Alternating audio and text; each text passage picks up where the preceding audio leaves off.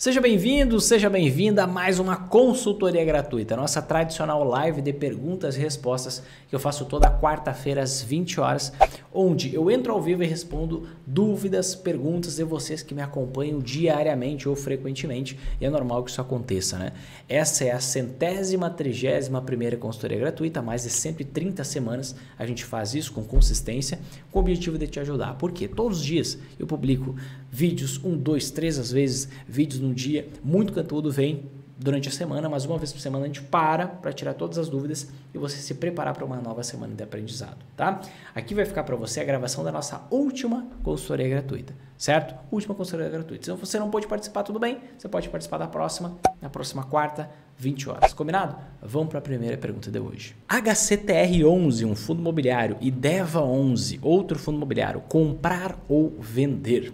Na minha visão, debate pronto, isso aqui já ressalto para você que não é uma recomendação de investimento, mas debate pronto sem nenhuma dúvida é vender. Se você já tem e não fazer nada se você não tem, certo? Eu não estou dizendo para você operar vendido nesses fundos imobiliários, absolutamente não, até se você conseguir, né? Mas não estou dizendo isso. Por que eu não investiria em HCTR11 e por que eu não investiria em DEVA11? Basicamente, porque eles são dois fundos de papel. O que é um fundo de papel? O que é um fundo de tijolo?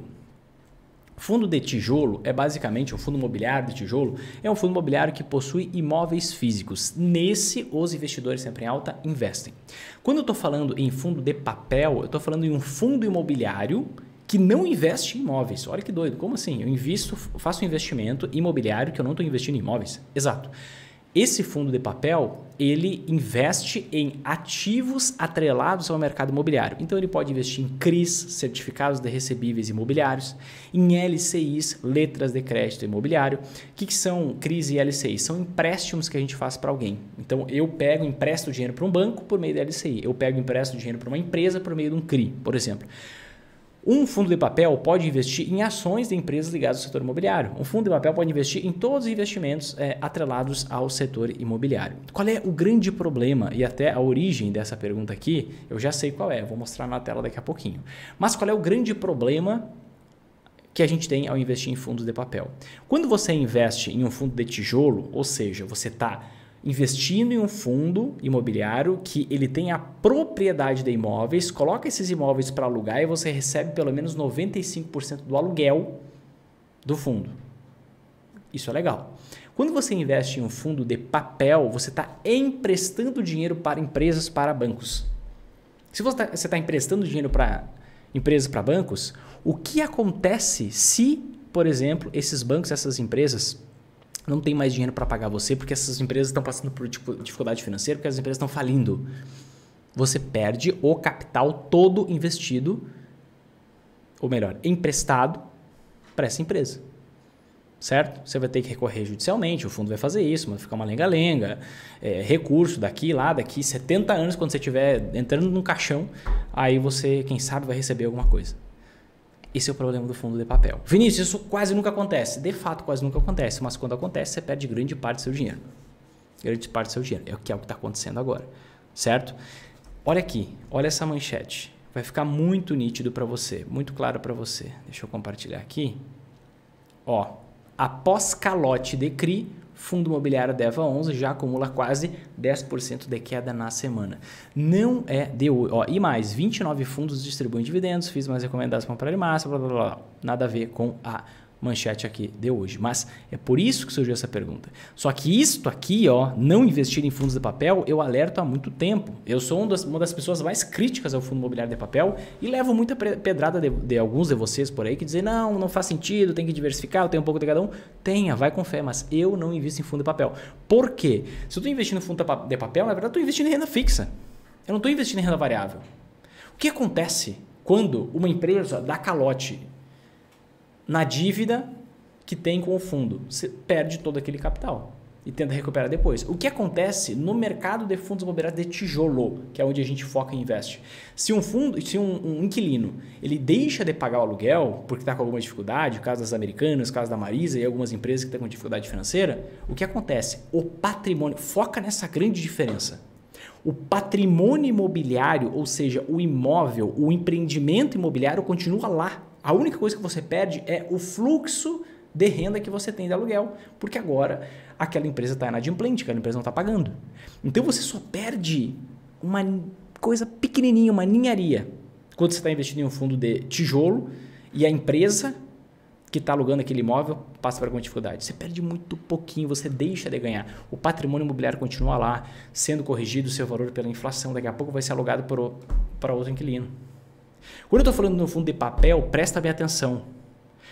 O fundo imobiliário, ele emprestou dinheiro para uma empresa, essa empresa quebrou, você perdeu não o valor que você recebe do juros, você perdeu todo o capital emprestado para essa empresa. Aí você olha lá, mas o fundo de papel rende 2% ao ano a mais. O fundo de papel rende 3% ao ano a mais. E aí você acha que o rendimento é muito melhor. Não é. Sabe por que não é? Porque o fundo de papel, você só tem um rendimento mensal maior. Mas o rendimento composto não necessariamente é maior. Sabe por quê? O que acontece com imóveis com o passar do tempo? Segundo uma pesquisa do FIPZAP, que analisou dados de 1976 até 2016, os imóveis corrigem pela inflação mais 1,2% aproximadamente. Então, o que acontece? O fundo de tijolo tem o seu patrimônio sendo valorizado com o passar do tempo, pela inflação mais aproximadamente 1,2%. Quando você está investindo em um fundo de papel, você não tem essa correção pela inflação mais 1%. Por quê? Você está só emprestando dinheiro para uma outra empresa e a empresa vai te pagar um rendimento. Então, no fundo de papel, o seu retorno total é representado praticamente só pelo rendimento mensal que você recebe. Ao passo que um fundo de tijolo, o que acontece com o fundo de tijolo? Você tem o rendimento mensal vindo do aluguel dos imóveis, mais a valorização do patrimônio imobiliário. Porque no fim das contas, você é dono daquelas cotas, ou seja, você é dono de parte daqueles imóveis. Então, o seu retorno composto, o seu retorno total, a sua rentabilidade geral, provavelmente vai ser muito maior em fundos de tijolo do que fundos de papel. Vinícius, por que você diz provavelmente? Porque você está sendo liso nessa afirmação. Porque eu não tenho dados para comprovar isso no Brasil. No Brasil, o mercado de fundos imobiliários é muito recente. Até poucos meses atrás, a gente não tinha um índice específico de fundos de tijolo. A gente tem dados de muito curto prazo. Agora, no exterior, a gente consegue ver que os fundos, os equivalentes a fundos imobiliários, mas os REITs de equity, ou seja, focados em tijolo, são aqueles que têm uma rentabilidade muito superior aos REITs de papel. O que são REITs? São os primos dos fundos imobiliários. Não são iguais aos fundos imobiliários, são empresas no exterior, um pouco diferente, o que eles podem, não pode fazer, um pode tomar dívida, outro só pode se alavancar, não quero entrar em critérios técnicos aqui, mas em mercados mais desenvolvidos a gente consegue ver claramente isso, fundo de tijolo ou empresas que têm imóveis e alugam seus imóveis são muito mais rentáveis, retorno composto, do que fundos de papel ou empresas que emprestam dinheiro para outras empresas do mercado imobiliário. Por essa razão, jamais investir em fundos de papel. E aí você me pergunta, poxa, vendo agora que está caindo 10%, olha, a gente está numa crise de crédito no país, certo? O que é uma crise de crédito? É uma crise onde algumas empresas estão falindo, por quê? Porque elas não têm uma boa capacidade operacional, elas se endividaram muito na época de taxa Selic a 2%, agora a taxa Selic está maior, o custo da dívida está alto, as pessoas não estão consumindo tanto e as empresas, é natural isso, as empresas quebram com o passar do tempo. Pode ser que tenha mais empresa quebrando, que vai gerar mais calote para esses fundos de papel, que vai fazer com que o preço da cota desvalorize ainda mais. Pode ser que, se eu estivesse na sua pele, agora não é uma recomendação para você, mas contemplando os riscos, se eu estivesse na sua pele, eu venderia sem dúvida. Por que eu venderia sem dúvida? Porque, pensa bem, se o DEVA 11 já caiu 10% o preço da cota, porque ele vai deixar de receber, tomou um calote, ele já perdeu aquele patrimônio, ele já perdeu aquele dinheiro, já perdeu aquele valor, ou seja, o preço da cota simplesmente caiu por conta disso. Por que o preço da cota vai voltar? Somente se o fundo imobiliário ele conseguir reaver algum valor, mas vai subir muito pouco frente ao risco adicional que você tem de perder mais 10% por conta de um outro calote. Então, sem dúvidas, eu, Vinícius Marinho, venderia DEVA 11, HCTR 11 e qualquer fundo de papel que eu tivesse, não só agora, em qualquer momento da minha vida. E focaria somente em fundos de tijolo. somente em fundos de tijolo. Certo? Isso vale para qualquer fundo imobiliário de papel, em qualquer desvalorização que está tendo, porque os riscos à frente são maiores na minha avaliação do que o potencial de recuperação de algum valor que já tenha sido dado calote. Como se expor à renda fixa americana por meio de ETFs? Exatamente, tá? Fukui, você pode se expor, depende, tem renda fixa privada e tem tem renda fixa privada e tem renda fixa estatal, tá? Porque a gente fala de renda fixa corporativa, são os bonds corporativos ou são os bonds do governo americano, tá? Então você pode, se você quiser, investir em bonds corporativos, corporate bonds, que você vai estar emprestando dinheiro para empresas, Apple, Amazon, sei lá, qualquer empresa que você quiser, e é uma forma de investir em renda fixa por meio de bonds. Geralmente, para você investir em bonds, você aqui do Brasil, você vai precisar investir um valor bastante elevado, na casa aí mais ou menos uns 10 mil dólares, tá? Caso você não consiga investir esse valor, o melhor é por meio de ETFs. E aí você pode investir em ETFs, por exemplo, que investem em bonds, certo? E você consegue fazer isso com muito pouco dinheiro, 30 dólares, até menos do que isso, bem menos. Mas estou falando do preço de uma cota cheia. Ou você pode investir em ETFs que investem em títulos públicos americanos, tá? Tem, por exemplo, o SGOV, que investe em títulos públicos americanos de curtíssimo prazo, títulos de até 3 meses. Tem, por exemplo, o SHV, que investe em títulos americanos de curto prazo, aqueles títulos com até 1 ano. Então, tem vários. Estou citando aqui só 2, mas tem vários. A melhor forma seria por meio de ETFs, principalmente pelo baixo valor exigido, tá? Próxima pergunta aqui, também do Fukui. Qual renda fixa nos Estados Unidos para deixar o dinheiro rendendo até participar da turma do programa Investidor Sempre em Alta? Em primeiro lugar, Fukuji, vai ser um prazer te receber na turma 23 do programa Investidor Sempre em Alta, cujas inscrições eu vou abrir agora, dia 27 de março, às 7 horas da manhã. A seguir eu vou dar mais detalhes, tá? Mas o que acontece? Qual é o melhor local? Aqui no Brasil, você tem aí a possibilidade de Tesouro Selic, Fundo DI Simples com taxa zero, essas LFTS11, essas 3 principais possibilidades de você deixar o dinheiro rendendo sempre de forma positiva, sem soluços, com total tranquilidade, que você vai poder resgatar no momento que você for montar sua Magar, que é a carteira de investimentos do Investidor Sempre em Alta. O que seria o equivalente a isso nos Estados Unidos? Você pode investir, e eu prefiro fazer por meio desse ETF, tá? Que é por meio do SGOV. O que é, até citei agora há pouco, o que é o ETF SGOV? Relembrando, aquele fundo de investimento negociado na bolsa, isso é um ETF, tá? Que ele investe basicamente em títulos públicos americanos de curtíssimo prazo, de até 3 meses. Então, como ele tem um vencimento muito curto, o que acontece? Você não tem oscilação, praticamente nenhuma oscilação no preço da cota daquele ETF. Então, é muito difícil você ter algum prejuízo, só se a taxa de juros americana subir de 5% para 20%. Aí você pode, durante alguns dias, ter um rendimento negativo por conta da própria natureza do ETF, tá? Mas isso não vai acontecer, sair de 5 para 20. Então, você pode mandar o dinheiro para o exterior. Mandando dinheiro para o exterior, você pode investir no SGOV, tá? Leia para tomar bem sua decisão. Isso aqui não é uma recomendação de investimento para você, é o que eu faço, mas eu não fico dando recomendação. E aí você vai investir em um título de curtíssimo prazo, sem oscilação, só para ter essa correção, certo? Até você montar a sua Magar Internacional. O que é a Magar Internacional? É a estrutura de investimento que faz qualquer pessoa lucrar nas altas e nas quedas da bolsa no exterior. Verifiquei um estudo que prevê a queda do dólar. Qual a sua opinião? A minha opinião é que você joga fora esse estudo, tá? Sabe por quê? Existe um... E aí tem até uma outra pergunta aqui nessa mesma linha, tá? Sobre taxa de juros que eu vi passar. Na sua opinião, quando os juros vão parar de subir nos Estados Unidos? A resposta para o dólar e para a taxa de juros americanas, a taxa de juros americana é não sei.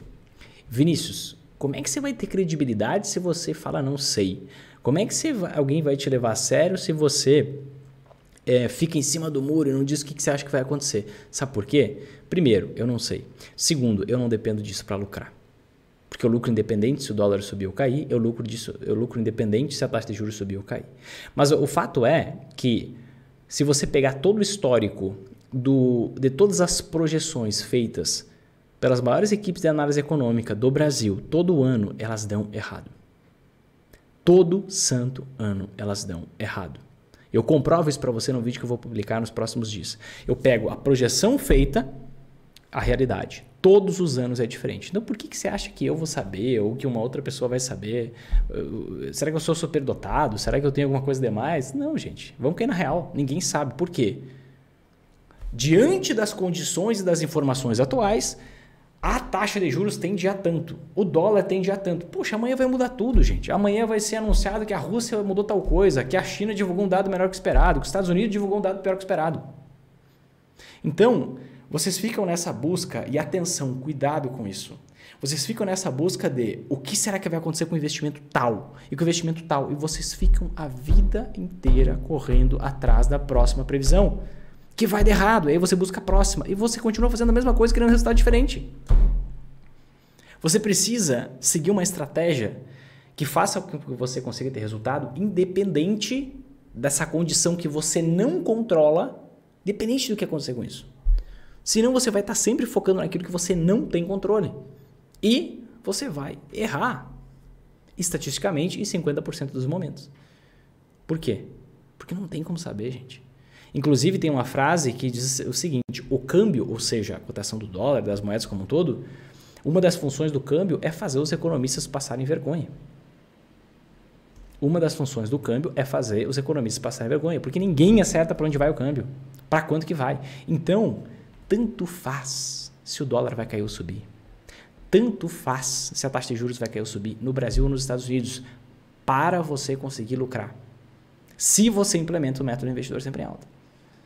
Agora, se você não implementa, aí você tem que se virar e dar um jeito. Mas a grande verdade, gente, eu não estou aqui para ser mais um que vai te iludir, te dizer que tem a fórmula mágica para prever os indicadores econômicos. Não, gente, se era para fazer isso, poxa, eu continuava quietinho na minha, porque já tem gente demais querendo te enganar aqui. Tem mesmo na internet. Para te dizer não sei, você tem que ter muito culhão. Ô Vinícius, você é o cara do culhão. Não, eu tenho um culhão minimamente suficiente para ser um ser humano maduro. E honestamente eu não sei. E por eu não saber, foi justamente que eu estudei, testei, até conseguir desenvolver o método investidor sempre em alta, que nos faz lucrar nas outras casas da bolsa, independente do que acontece com taxa de juros, com dólar, etc e tal. Mas por que eu estou falando isso? Porque eu quero convidar você a sair dessa roda viva, a sair dessa rodinha que você tá, você parece um hamster, correndo, querendo ter mais clareza do que vai acontecer amanhã. Você não vai prever, cidadão. Cai na real, todo dia a economia muda, as variáveis mudam, tudo que acontece no mundo interfere. Por que você acha que a sua previsão de hoje vai estar mais certa que a de ontem que deu errado? Entende? Você vê tudo que pode acontecer. Qual é a grande tarefa de um investidor decente? Eu não estou falando de um bom investidor, de um investidor acima da média, um investidor decente. É você analisar o cenário macroeconômico, ou seja, você analisar a economia como um todo. E você vê tudo o que pode acontecer. O que pode acontecer? Pode acontecer uma grande valorização das ações no Brasil por conta de uma queda na taxa de juros que coincide com um aumento da demanda chinesa por commodities e com uma recessão baixa no mundo. Opa, então eu preciso me preparar para uma elevação nos preços das ações. Mas também pode acontecer um recrudescimento da guerra entre Rússia e Ucrânia, que pode espalhar para uma terceira guerra mundial. Eu também preciso reconhecer que a China pode tentar reabrir a economia de uma forma mais forte, mas não ter muita demanda para os imóveis lá, que é o principal motor da economia chinesa. 25% do PIB vem dali. Por quê? Porque o número de pessoas, a natalidade está caindo na China. Quem é que vai morar nesses imóveis aí que querem construir? Eu tenho que ver também que a recessão no mundo pode ser mais forte do que esperado, até porque os Estados Unidos vai aumentar mais os juros. Publiquei um vídeo sobre isso ontem. E aí eu tenho que me preparar para uma queda nas ações no mundo inteiro. Então eu olho, poxa, as ações podem subir ou podem cair. Legal. Eu preciso me preparar para os dois cenários. E quando eu me preparo para os dois cenários, aí eu consigo lucrar nas altas casas da bolsa se eu invisto nos investimentos certos, na medida correta, da forma certa, uso as técnicas do método, aí vai dar certo. Tá? Mas eu quero convidar vocês para virar essa chave. Para de fazer o trabalho duro. Para de fazer o trabalho... o que você acha que vai acontecer? Tanto faz, gente. No momento que você começar a investir dessa forma que eu estou falando, vai ser muito mais leve, muito mais tranquilo. Você vai ter rentabilidade consistente e o mais previsível possível na bolsa, sem ficar se estressando e lendo os novos estudos com as novas projeções de alta ou queda do dólar. coloco uma arma na minha cabeça, o que eu acho que vai acontecer? Eu acredito que no longo prazo o dólar vai subir, no curto prazo pode cair, nos próximos 1, 2 anos pode cair, sem dúvida nenhuma, tá? Por quê? Todos esses rearranjos econômicos podem acontecer. Um alinhar nos astros pode fazer com que a economia brasileira vai bem e por isso o dólar caia e pronto. Mas pode acontecer o oposto. Então, assim, eu não invisto com base no que eu acho que vai acontecer. Eu não invisto com base no que eu acho que vai acontecer. Eu invisto com base no que é possível acontecer. E eu me preparo para todos esses cenários de possibilidade e, por conta de eu estar preparado para todos os cenários de possibilidade, independente do que acontecer, eu consigo oferir lucro. Entende? Então, tenta virar essa chave. Para de sofrer, para de ficar apreensivo, nervoso, preocupado, investindo dentro desse mar de confusão e sem resultado. Se você ficar em busca de tentar saber o que você não tem como saber porque está fora da sua zona de controle, vai dar errado. Próxima pergunta de hoje. Quantas ações e quantos fundos imobiliários seria bom para ter uma carteira diversificada? Tá? O que eu considero de bom? Tá? Vamos separar universo de ações e universo de fundos imobiliários. Quantas ações? Né? Eu tenho duas regras básicas e principais para quando a gente vai montar uma carteira de ações, certo? Para quando vai montar uma carteira de ações, eu me balizo por essas duas regras. Eu vou dizer quais são as regras e vou explicar o porquê dessas regras, tá? Primeira questão, a gente tem alguns estudos científicos que fazem diversos backtests. O que são backtests? Backtests é um backtest é você pegar dados passados, dados históricos de um determinado ativo, de um determinado investimento, e você vê um ou vários e comparar eles, usar técnicas e você vê o que aconteceu durante um determinado período de tempo. Depois que você enxerga o que aconteceu, você busca razões para aquele acontecimento e busca outros padrões na história para ver se aquilo se repete, se não se repete e tudo mais. E a gente tem basicamente uns estudos sobre diversificação que afirmam, e são bastante consolidados, que um número mais ou menos de 15 ações seria um número ótimo para você ter, tá? Por quê? Tá? Porque basicamente esse estudo feito pelo Markowitz, ele nos mostra que, por exemplo, quando eu invisto em só uma ação, eu tenho um alto potencial de rentabilidade, porque aquela ação pode disparar, mas eu tenho um alto risco também, porque pode ser descoberta uma fraude naquela empresa. Uma vez a cada 5 anos, mais ou menos, isso acontece. Né? Ou outra coisa que pode acontecer da empresa piorar simplesmente e aí você tem uma grande desvalorização. Então quando eu adiciono, olha só, eu tenho uma ação, quando eu adiciono a segunda ação, eu tenho uma combinação de risco-retorno melhor. Então eu tenho uma combinação de aumento de potencial de rentabilidade em relação ao risco que eu corro. Por quê? Se eu tenho agora duas ações, o que acontece? Se eu tiver uma queda de 50% em uma das ações, isso não vai fazer eu perder 50% do dinheiro investido, vai fazer eu perder 25%, porque agora eu tenho um menor volume de dinheiro investido naquela ação. Só que eu tenho uma maior possibilidade de encontrar uma ação que vai subir 1000% em 5 anos, porque eu estou investindo em mais de uma ação. Então eu tenho o dobro de chance de pegar uma ação que vai dar uma grande porrada. Então eu tenho uma melhor relação de risco ponderado pelo retorno, de retorno ponderado pelo risco, tá? Ou seja, de risco-retorno, certo? Comparação entre risco e retorno. Quando eu adiciono a terceira, melhora, quarta, melhora. Até a 15ª, a gente consegue enxergar um ganho de potencial de rentabilidade em relação ao risco que a gente corre, um ganho relevante. A partir da 16ª ação, o ganho ele é muito marginal, ou seja, a vantagem de eu ter a 16ª ação é muito menor que a vantagem de eu ter a 15ª ação, se eu tinha só 14. E quanto maior o número de ações que eu tenho, menor essa minha vantagem adicional. Então, o número de 15 ações, ele é não um número mágico, não um número cabal, não um número final, mas ele é um número comprovadamente de ações que vai me entregar uma melhor relação de risco-retorno, certo? E aí, o que eu adoto?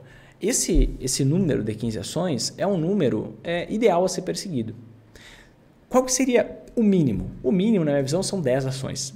Por quê? Porque aí você tem todo o seu patrimônio investido em ações dividido em 10 partes, de forma que se você perder 70% em uma ação, você vai perder só 7% do patrimônio investido e não mais que isso.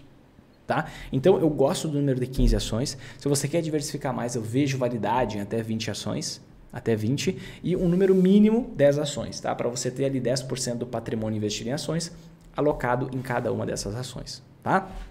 Só que você tem que tomar um cuidado importante. Nem tudo são um número de ações. Por quê? Você tem que olhar o que essas empresas fazem. Poxa, todas as empresas estão no mesmo setor. São todas empresas do setor financeiro.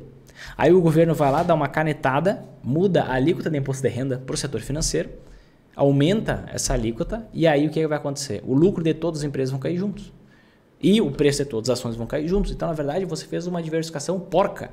Vinícius, fala numa linguagem mais culta. Não, deixa eu falar um francês aqui com vocês. Uma diversificação porca, capenga. Sabe por quê? Porque você diversificou em várias empresas diferentes, mas elas têm uma similaridade, que é o setor. E aí, se algo acontecer com o setor, o que já aconteceu no passado, todas as ações despencam juntas. Por exemplo, talvez você saiba, talvez não, mas a alíquota de imposto de renda para os bancos é 45% do lucro. A alíquota de imposto de renda para as empresas de outros setores é 34% do lucro. Então, imagina lá na época que isso aconteceu, esse aumento da alíquota para os bancos.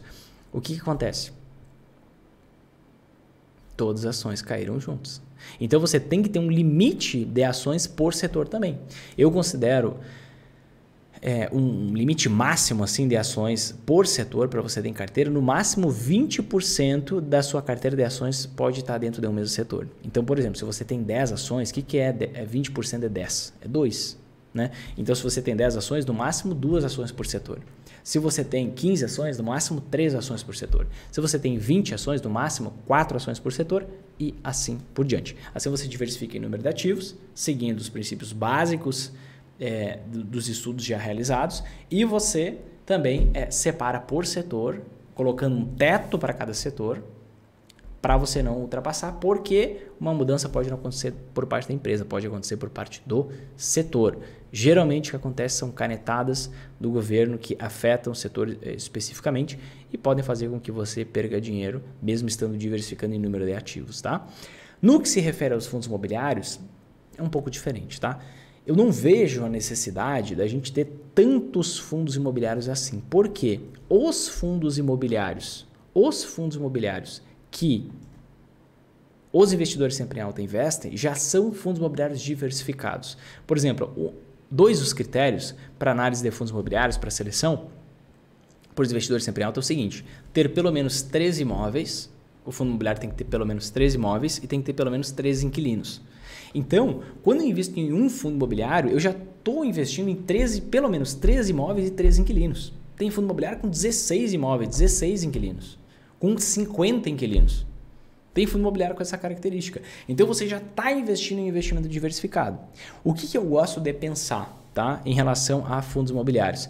Eu gosto de ter pelo menos 6 fundos imobiliários, seria um mínimo, tá? Porque assim, 3 vezes 6 eu teria pelo menos uns 18 imóveis, participação nos 18 imóveis e pelo menos uns 18 inquilinos. E sempre lembrando, a regra do setor vale também para os fundos imobiliários, não vale somente para as ações, tá? Porque um setor pode ser muito impactado. Vamos pensar, por exemplo, no caso da pandemia. Um setor fortemente impactado foi o setor de shoppings. Outro setor fortemente impactado ou medianamente impactado foi o setor de lajes corporativas. O setor de galpões logísticos ficou tranquilinho. Mas pode acontecer alguma dinâmica que afete o setor de galpões logísticos. Enfim, uma dinâmica que está acontecendo. Algumas empresas, aí, por exemplo, americanas com dificuldade, não está pagando aluguel sobre os galpões que ela aluga e tem o seu estoque lá. Então, tem nível de risco para tudo que você for fazer. Você tem que diminuir esse risco com diversificação, com estratégia, com técnica e tudo mais. Então, para o universo dos fundos imobiliários, eu gosto de ter pelo menos 6 fundos imobiliários, tá? Cada um deles com pelo menos 3 inquilinos e 3 imóveis, certo? E pelo menos ali uns 3 setores diferentes, ou seja, no máximo 1/3 do seu dinheiro em cada setor.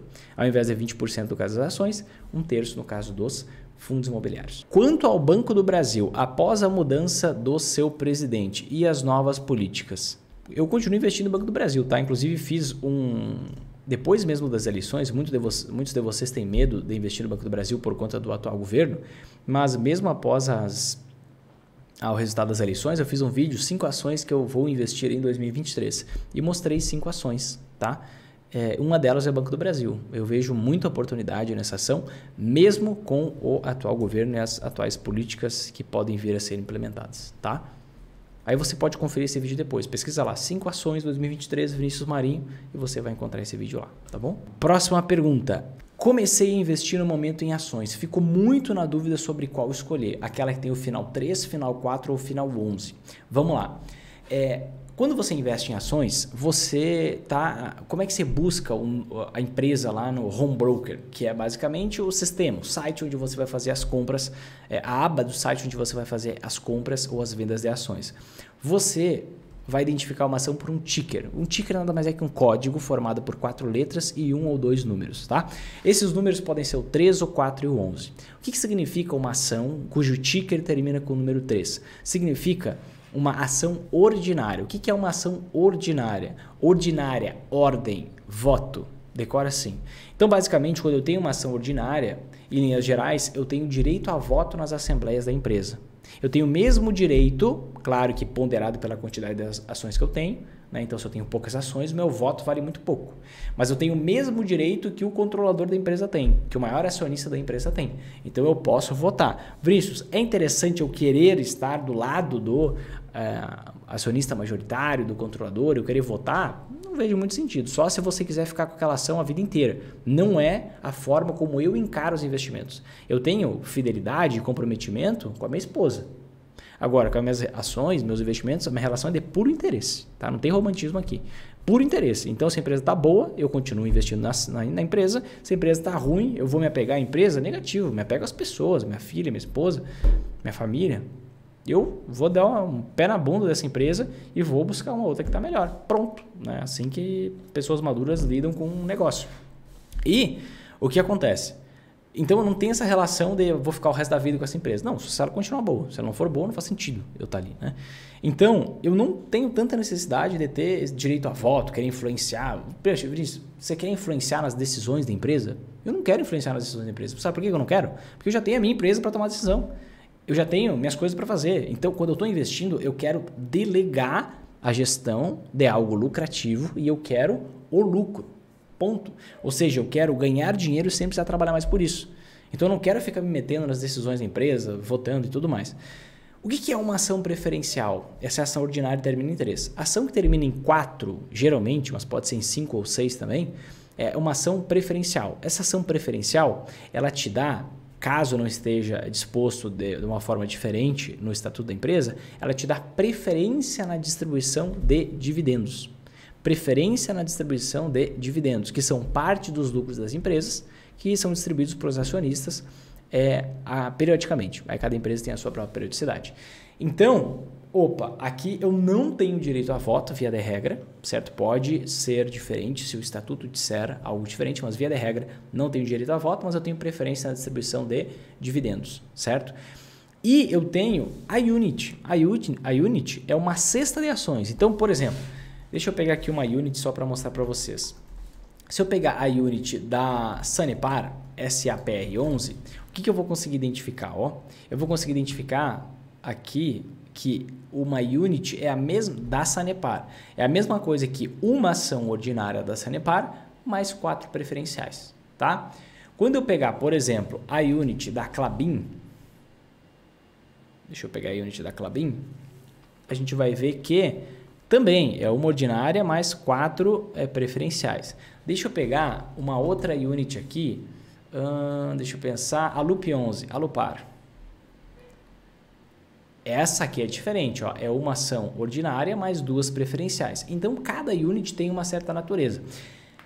Poxa, Vinícius, ok, entendi. Então, tem a ordinária, preferencial e a cesta de ações, que é a Unit. Qual que eu escolho? Eu sempre vou por aquela que tem maior liquidez, tá?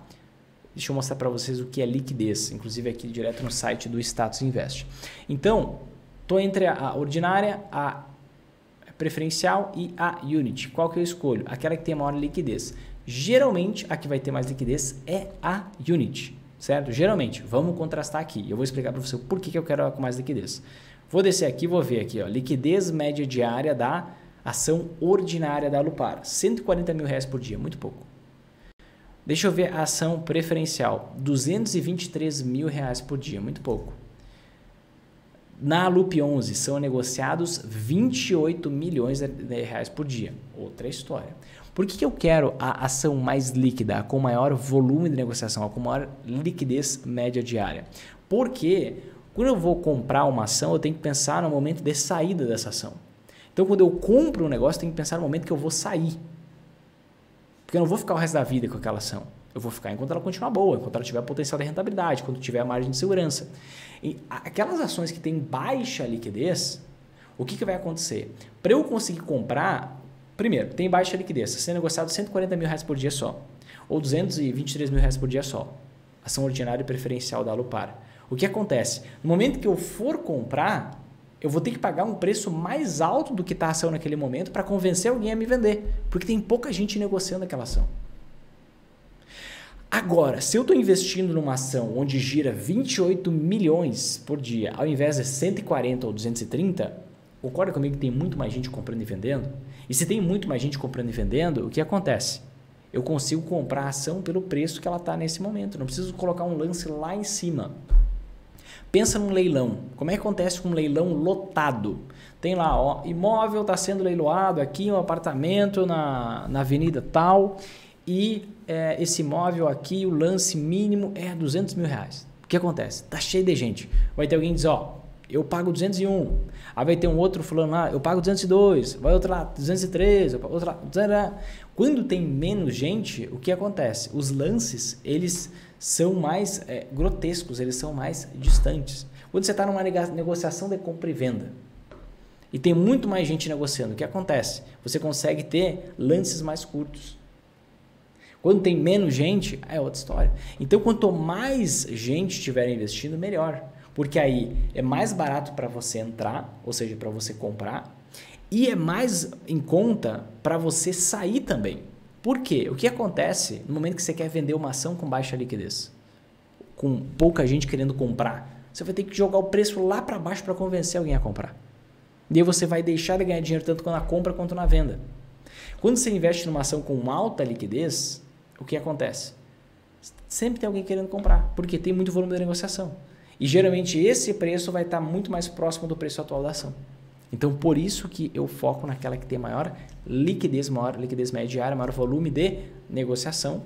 E você pode olhar isso da forma como eu mostrei aqui na tela agora. Pergunta do Roberto, é hora de entrar ou não? Provavelmente na bolsa, né? É hora de investir na bolsa ou não? Roberto, depende. Você vai investir só em ações? Dá um jeito aí de descobrir se é hora de entrar ou não. Tá? Agora, se você vai investir em ações e anti-ações, usando as técnicas do método, por que você precisaria esperar? Essa era a minha grande dúvida no passado. A minha grande dúvida era essa. Poxa, quando será que eu devo começar a investir em ações? Será que as ações vão cair a partir de agora? Será que as ações vão subir? Tem como prever? Não tem. Tentei várias formas. Fiz até o início do meu TCC na faculdade, eu fiz sobre isso. Eu fiz tentando modelar um modelo preditivo. Modelar um modelo ficou bom, né? Criar um modelo preditivo para o universo da Bolsa de Valores. Não consegui. Tá? Na verdade não existe, não tem, né? Mas o que acontece? Se você fica nesse negócio de, poxa, será que eu entro agora? E tem que pensar mesmo, tá? Por quê? As ações podem ficar caindo por 5 anos, por 10 anos, por conta de uma crise econômica. Isso já aconteceu no Brasil. Entre 2008 e 2016 as ações caíram. E nos Estados Unidos, entre 2000 e 2013, 13 anos, as ações caíram. Então, você pode ficar anos perdendo dinheiro, uma década, se você investir só em ações. As anti-ações, investimentos que se comportam de forma oposta às ações, são justamente os investimentos que fazem com que essa dor seja amortecida. Por quê? Se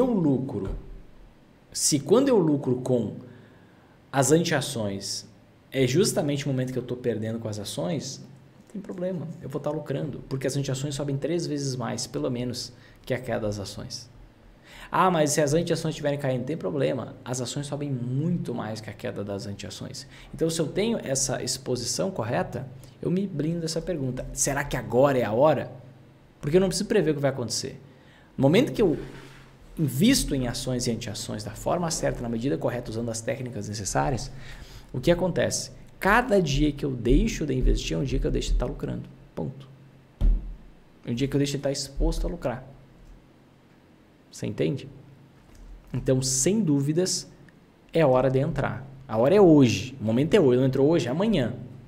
Tá errado já por não ter começado ontem. Mas se você não sabe investir, é melhor que espere um pouco. Espera um pouco e no fim da live eu tenho um recado e um convite para te fazer. Investir em que agora? Poxa, pergunta bastante abrangente. Eu continuo investindo na mesma coisa que eu investia em 2016, quando o país estava num buraco. Mesma coisa que eu investia em 2019, quando o país estava começando a decolar. Mesma coisa que eu investia no buraco em 2020. Mesma coisa que eu estou investindo hoje. São os investimentos que fazem parte do método. Quais são os investimentos? Vou abrir para você. Ações, anti-ações, dólar e ouro, certo? Fundos imobiliários e títulos públicos no Brasil. Aí tem a Magari Internacional, que é uma estrutura de investimento específica para você lucrar nas altas casas da bolsa no exterior. Mas eu invisto na mesma coisa, gente. Eu não vou estar mudando meus investimentos com base na mudança da economia. Você tem que ter uma estratégia. Se você está nessa de, nesse momento eu devo investir em tal coisa, no próximo momento em tal coisa, você virou um apostador. Perceba, você não está investindo, você está apostando no que você acha que vai subir. Isso não é investimento. Investimento é quando você tem uma estrutura, é tipo montar uma máquina. Investimento é quando você monta uma máquina, você configura uma máquina para que ela entregue resultado para você. Imagina uma fabricação. Você compra uma máquina, você configura lá a máquina. Ok. Agora nessa máquina vai chegar a garrafa de água, vai ser despejada a água e vai ser fechada a água. Eu já vi uma máquina dessa funcionar. E vai numa esteira lá para ser colocada num fardinho junto com outras águas que estão passando por outras esteiras de outras máquinas. É isso. Investimento é isso. Você vai lá, faz uma programação, certo? Que é a estruturação, a combinação de investimentos que você vai fazer. Você coloca dinheiro e mais dinheiro sai no fim do processo. Simples. Então, se você tiver que estar toda hora, imagina você toda hora está mudando a máquina para fazer a mesma coisa. Faz sentido. A tarefa dessa máquina é pegar a garrafa, colocar água, colocar a tampinha, lacrar e jogar lá para a parte onde vai ser feito fardinho. Você vai estar toda hora mudando a máquina. Agora você vai pegar uma roçadeira para colocar água na garrafa. Depois você vai pegar uma geladeira para botar água. Depois você vai pegar uma máquina de lavar roupa para botar... Não, é a mesma máquina que vai entregar o mesmo resultado para você. Você não tem que estar mudando os investimentos. Agora, ações ficam oscilando, a Natália. Como você disse, estou rico, estou pobre. Exato, você não investe em ações. Com investimento em ações ao longo de 10 anos, posso já ter minha liberdade financeira? Outra pergunta bastante vaga, tá, gente? Vocês têm que melhorar essas perguntas, gente, pelo amor de Deus. Como é que eu vou saber se você pode alcançar a sua liberdade financeira em 10 anos? Depende. Quanto dinheiro você precisa ter para alcançar a sua liberdade financeira? Você tem que fazer esse cálculo. Quanto dinheiro você já tem hoje? Você vai aportar algum valor daqui para frente? Qual vai ser a sua média de rentabilidade anual? Isso depende da forma como você investir. Então, todas essas variáveis no processo, todas essas variáveis fazem parte do processo. Tá? Agora, é possível? É, mas depende dos valores. É possível em menos tempo, mas depende dos valores. Tá? Tem que fazer uma simulação. Quais as vantagens de uma empresa abrir capital na bolsa? A principal vantagem de uma empresa abrir capital na bolsa é ela conseguir vender uma parte da empresa. Essa é a principal vantagem. Tá? E depois só tem incomodação. Por que só tem incomodação? O que acontece? O que significa uma empresa abrir capital na bolsa? Significa ela vender uma parte da empresa. Quais são as empresas que abrem capital na bolsa no Brasil? Em geral, aquelas empresas com maior valor de mercado. Aquelas empresas que valem alguns bilhões, com B de bola. E muitas vezes o dono daquela empresa, que geralmente tem um dono, no máximo ele tem um fundo, 2, tá? Que investiu naquela empresa, certo? Eles não têm muito para quem vender a empresa, né? Por quê? Tem pouca gente que tem 100 milhões, por exemplo. Imagina uma empresa que vale míseros 1 bilhão. Tem muito pouca gente disponível para comprar uma ação naquele setor específico, que queira comprar uma ação naquele setor específico com 100 milhões de reais na mão para pagar. É muito pouca gente. Então, a Bolsa de Valores ela foi criada para gerar uma solução para o empresário, porque o empresário ele não conseguia vender uma parte da empresa, ele tinha que ficar com o capital dele concentrado numa empresa e com um risco elevado, porque você está com uma empresa só, que é a sua, entende? E aí a Bolsa de Valores deu essa possibilidade de uma empresa multibilionária ser vendida para milhões de pessoas ao mesmo tempo. milhares, dezenas de milhares, centenas de milhares ou milhões ao mesmo tempo. Então, para a empresa, a única vantagem é ter uma saída, ou seja, o dono da empresa conseguir vender uma parte da empresa para colocar lucro no bolso e diversificar o seu patrimônio. Ponto. Agora, o que a empresa tem que fazer por conta disso? Tem uma série de quesitos que ela tem que seguir, ela tem que ter muito mais transparência, tem que ter um setor específico para ter um relacionamento com os investidores, para responder aos investidores, tem que ter auditoria num determinado nível, então tem várias exigências. A única vantagem para a empresa é ela vender uma parte da empresa, ela ter essa possibilidade, porque sem a bolsa é muito difícil. É muito difícil. Só que ela recebe também uma série de incumbências que fazem com que ela tenha um trabalho a mais, né?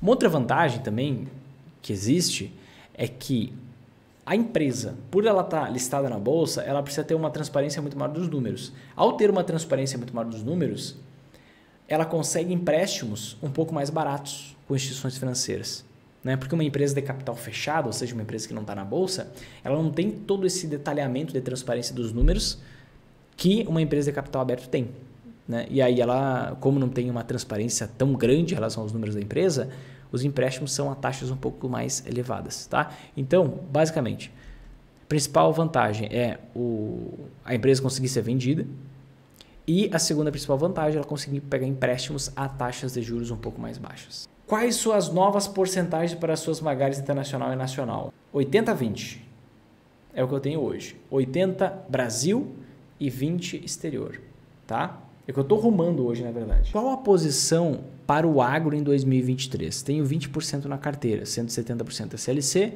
e 30% duas small caps. Agro 3 e 300, tá? Na minha visão, o agro ele não vai ser fortemente impactado de forma a destruir o agro. Na minha visão, como diversas mudanças já foram realizadas de linhas de crédito, subsídios que o governo dava e tudo mais, isso aí já foi cortado, o que vai acontecer? O cenário vai ser menos céu de brigadeiro para o agro, mas eu acho muito difícil o agro ir mal, certo? Eu continuo com exposição ao agro, eu tenho ações do agro, tenho ações inclusive semelhantes às suas, parabéns por essa seleção, e não tenho um grande pessimismo quando as pessoas falam, meu Deus, o agro vai... As pessoas são muito emocionadas, né? O agro vai ser destruído, não vai. Vinícius, qual seria a importância de investir em fundos imobiliários além das ações? Não seria melhor usar o dinheiro para boas ações pagadoras de proventos generosos periódicos? Boa pergunta. Vamos fazer uma comparação aqui? Se a gente pegar e fazer uma comparação, existe uma crença de que as ações rendem muito mais que os fundos imobiliários. Quando, na verdade, isso não passa de uma crença. Se a gente pegar aqui, por exemplo, o índice Bovespa e comparar com o índice de fundos imobiliários, a gente vai conseguir perceber isso. Vamos dar uma olhada aqui, ó, IFIX e o índice Bovespa. Então, vamos fazer essa comparação. Olha só. Deixa eu jogar para a tela. A gente consegue ver que desde o IFIX, que é o índice dos fundos imobiliários, esse índice aqui que quando vai para baixo significa que os preços dos fundos imobiliários estão caindo. Quando vai para cima significa que os preços dos fundos imobiliários estão subindo e assim por diante. Na linha azul você vê o índice Bovespa, que basicamente nos mostra, quando a linha está indo para baixo, que os preços das ações em média estão caindo no Brasil, quando está indo para cima, que os preços das ações em média estão subindo no Brasil. Desde o início do IFIX, o que a gente consegue perceber? Tá? A gente consegue perceber que eles andam de forma muito similar. Olha só, em alguns momentos os fundos imobiliários estão na frente, em outros momentos eles estão atrás. Tá? Mas eles andam de forma muito similar e a rentabilidade que a gente tem histórica é a mesma aqui nesse período de tempo. Tá? Entretanto, sem dúvida que o potencial de rentabilidade de uma ação é muito maior que a de um fundo imobiliário. Isso pode acontecer. Entretanto, qual é o critério que define eu ter fundos imobiliários dentro da minha carteira? O critério que define é backtest. Tá? Hoje eu tenho fundo imobiliário por conta de backtest. Sabe por quê? O que é um backtest? Backtest é análise do histórico do que aconteceu. Quando eu pego uma Magar, o que é uma Magar? É a combinação de investimento, a carteira de investimento, a estrutura de investimento que faz com que a gente consiga lucrar nas altas casas da bolsa. Quando eu pego uma Magar sem fundo imobiliário, e comparo com uma Magar com fundo imobiliário, a Magar com fundo imobiliário tem um retorno composto final maior. O que significa isso? Que a rentabilidade é maior tendo fundo imobiliário. Aí você pode parar e pensar, Vinícius, mas por que a rentabilidade final é maior tendo fundo imobiliário? Tem várias teses para isso, tá? A tese que faz mais sentido na minha cabeça é que quando você investe, por exemplo, em ações de dividendos, você recebe esses dividendos de forma espaçada, não de forma tão periódica como você recebe nos fundos imobiliários. Então, em raras empresas você vai receber de forma trimestral, em raríssimas de forma mensal, em várias de forma semestral e na maioria de forma anual. Tá? Então, às vezes vem bastante dividendo, às vezes vem muito pouco, às vezes não vem quase nada, às vezes não vem. E aí você não tem essa religiosidade na distribuição de dividendos, certo? Que você tem nos fundos imobiliários. Nos fundos imobiliários, como você tem esse dividendo sendo distribuído de forma periódica, todo mês mais ou menos o mesmo valor, o que acontece? Você consegue pegar esse valor, juntar com o seu aporte, se você faz aporte. Se você não faz aporte, você pega esse valor e você aproveita para todo santo mês aproveitar as oportunidades que aparecem. Quais são as oportunidades que aparecem? Aqueles investimentos que têm muito valor, que você sabe analisar, você sabe o que tem valor. Vinícius, não sei, eu vou te ensinar, daqui a pouco eu te mostro como. Que você vai lá, vê um investimento que tem muito valor, só que está em queda, uma queda momentânea, uma queda de curto prazo. E aí o que acontece? Você consegue aproveitar essas oportunidades rotineiramente, frequentemente. Isso, na minha cabeça, é o que faz uma carteira com fundo imobiliário dá mais resultado que uma carteira sem fundo imobiliário. Essa característica específica da previsibilidade na distribuição de rendimentos, tá? E uma outra coisa importante, depende da dose de fundo imobiliário, tá? Muito fundo imobiliário vai piorar a rentabilidade da carteira. Pouco fundo imobiliário também, então tem uma dose específica com base no que você definir para os outros investimentos. Tá? Na Bolsa de Valores no Brasil, existe ETF de empresas dos Estados Unidos, mas também existe ETF de empresas na Bolsa de Valores do México. Cuidado, jamais invista em um ETF no Brasil para investir em empresas em outro país. Não faz sentido você fazer isso. Sabe por quê? Quando você investe no exterior em ETFs, quando você investe, por exemplo, nos Estados Unidos em ETFs, você tem isenção. Atenção, você tem isenção de imposto de renda para vendas de até R$35 mil por mês. Aqui no Brasil você tem que pagar pelo menos 15% de imposto de renda. Sempre. Sobre o ganho que você tiver e sobre os dividendos. Então, não faz sentido você investir em ETF aqui no Brasil. Se você quer investir em ações americanas, por meio de um ETF, invista diretamente no exterior. Quer investir em ações do México, invista em ETF no exterior. Quer investir em ações da Cuxin China, invista no exterior. Quer investir em ações de Marte? Não tem. Mas de todos os países do mundo você vai conseguir por meio do mercado americano e você tem isenção de imposto de renda. Então não faz sentido você investir em ETFs no Brasil. Vinícius, pensando em sucessão no caso de falecimento do titular, em caso de ações e fundos imobiliários, como fica a alíquota de imposto? A alíquota de imposto vai depender muito da sua localidade, isso varia bastante no Brasil, a gente não tem uma alíquota única, tá? No Brasil, então depende do estado onde você mora, tá? Posso passar em vida as ações e fundos imobiliários para os filhos? Se você tem um patrimônio legal, você pode usar estruturas jurídicas para isso, tá? Que vai fazer mais sentido do que esses investimentos irem para inventário, certo? E indo para inventário, você tem os custos do inventário, depois a transmissão dos bens e tudo mais. Então, o que eu recomendo você? Você buscar um advogado para fazer um planejamento tributário se o seu patrimônio for um patrimônio relevante, tá? Vai fazer bastante sentido você fazer um planejamento nesse sentido, de forma que você economize imposto nesse caso de sucessão. Mas, regra geral, todos os seus bens, seus ativos, como ações e fundos imobiliários, eles vão para inventário, certo? Indo para inventário, isso vai ser encaminhado o processo legal normal. O imposto vai depender de qual a sua localidade, tá? Porque os impostos variam com base nos estados, tá? Se você pode passar em vida, você vai precisar de estruturas para passar em vida essas ações e fundos imobiliários para os filhos, E eu recomendo que você busque um advogado para isso, tá? Porque cada situação é muito específica. Não tem como a gente formar um contexto geral aqui. Me explique, por favor, como comprar dólar e ouro por meio de ETF no exterior. ETF no exterior, da melhor forma. O que você acha de fundos de debêntures incentivadas? Péssimos. Sabe por quê, Felipe? Porque uma debênture é um empréstimo para uma empresa. E fazer empréstimo para a empresa é a pior coisa que você pode fazer. Quando você está no universo de renda fixa, entre renda fixa e renda variável, você tem que pensar o seguinte: onde que eu tenho maior potencial de rentabilidade? Na renda variável, indiscutivelmente. PetroRio, muitos dos meus alunos pegaram PetroRio em 2020, estão multiplicando seu capital por 10 vezes, 1000% de rentabilidade em 3 anos. O potencial é muito maior. Na renda fixa, qual é a maior vantagem que você tem? Potencial de rentabilidade? Não, segurança. Então você tem que focar, ao invés de ter um monte de risco espalhado na sua carteira, na renda fixa você foca em máximo de segurança possível e na renda variável você foca em tolerar mais riscos sim, para conseguir ter um potencial de rentabilidade maior. Então na renda fixa eu não invisto em debênture, CRI, CRA, LCI, LCA, CDB, nada disso, é porcaria. São investimentos ok no momento normal da economia, mas no momento de crise de crédito que a gente está vendo acontecer agora, você pode perder todo o seu dinheiro investido na renda fixa nesses investimentos, tá? Ou grande parte dele, pelo menos. Eu foco somente em títulos públicos no universo da renda fixa. Por quê?